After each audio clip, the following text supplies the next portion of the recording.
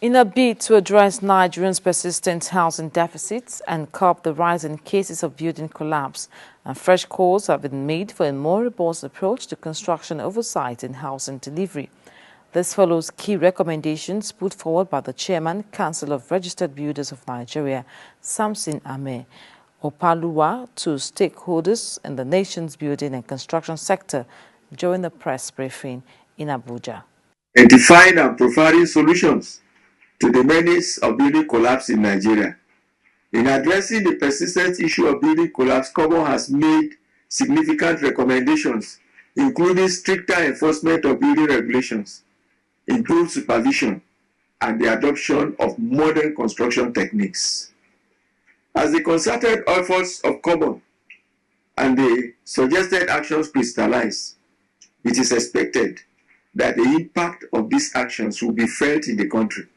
Housing deficit estimated at between 17 to 20 million units, industry experts are pushing for a national housing delivery strategy aimed at addressing the shortfall.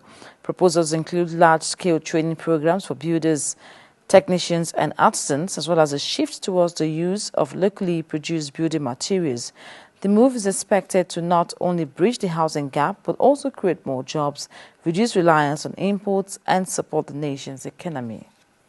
Federal Mortgage Bank itself, their capital is not enough to address 220 million Nigerians.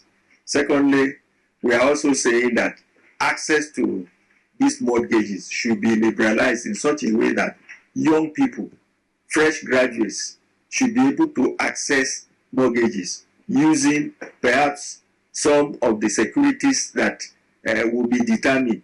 As it is now, you have to have some form of security in order to access these loans.